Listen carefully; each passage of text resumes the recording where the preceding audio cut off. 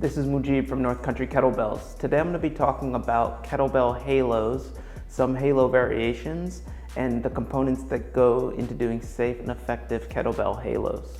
However you like to do Kettlebell Halos, they're a great full body engagement exercise to do with kettlebells as long as your shoulder's range of motion allows for it.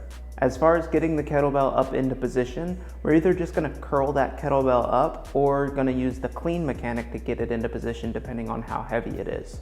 Safety's sake, just make sure that we're not touching the chin with that kettlebell. We're always clearing the face with it, and we're just being mindful that once the kettlebell's in position, it does want to rock back and forth, and we're going to have to be aware of that throughout the entire exercise. We always want to think that we're starting and stopping the Kettlebell Halo in the front of the body. So not necessarily that I'm going to the back of my head and then doing some sort of triceps extension. I instead want to think that I'm starting in the front, going around my head and stopping in the front. And then either switching directions each repetition or doing 5 in a row in one direction and then switching directions and doing 5 in the other direction.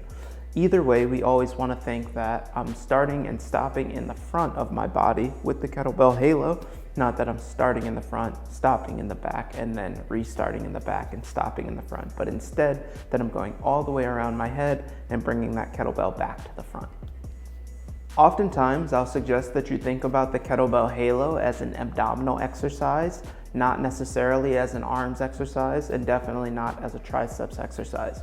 Instead, I want to imagine that it's my abdomen that's powering the movement, it's my abdomen that's controlling the movement, and that if I can consider it like I'm moving from the top of my abdomen or the bottom of my sternum, and as I'm going around and coming back to the front, it's more of an upper torso movement controlled by the abdomen than it is an upper arm movement controlled by the shoulders. As we're performing these Kettlebell Halos, we really want to limit the movement of the head and the movement of the rest of the body. So I don't necessarily want to be moving out of the way of the kettlebell as much as maybe using my body as a counterbalance for the kettlebell. There might be a little bit of movement of the head, which is just going to be fairly natural, but I don't want any big movements trying to get out of the way of the kettlebell. Instead, I just want to focus on engaging through my abdomen, pulling the kettlebell all the way around and back to the front. And if there's a little bit of counterbalance movement or a little bit of natural movement that happens with the head getting out of that way, then that's just going to be natural. But if anything, I want to imagine that I'm not moving at all. I'm just utilizing my engagement to bring that kettlebell around my head and back to the front. And if anything, there's just a little bit of counterbalance that's going to happen where my body is naturally moving in the opposite direction of the kettlebell, not that I'm moving out of the way of the kettlebell. As for turning the halo into a complex movement, we can always add lunges or squats to this movement. That's really just a nice way to do it. So oftentimes I'll prescribe that people do a halo in one direction, do a squat, and when you come out of the squat, do a halo in the other direction, or likewise with a back lunge, do a lunge, come out of that, do a halo in one direction, do a lunge on the other side, come out of that, and do a halo in the other direction.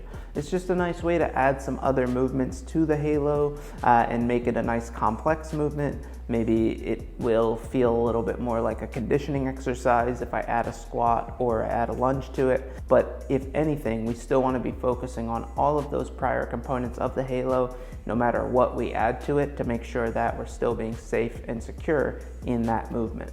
As for rep counts when we're doing the Kettlebell Halo, I like to still keep the rep counts pretty low, maybe 5 in each direction, no more than 10 in each direction. I don't really want my shoulders to get too gassed out when I'm doing this exercise because I don't want to put myself at risk in some of these compromised ranges of motion. So just think, no matter what, you still want to be in full control of the movement by the end of the set. Even if we're adding in squats or lunges, I still want my halo to be the primary focus of that movement, and I want control of my halo to be the primary focus of every set.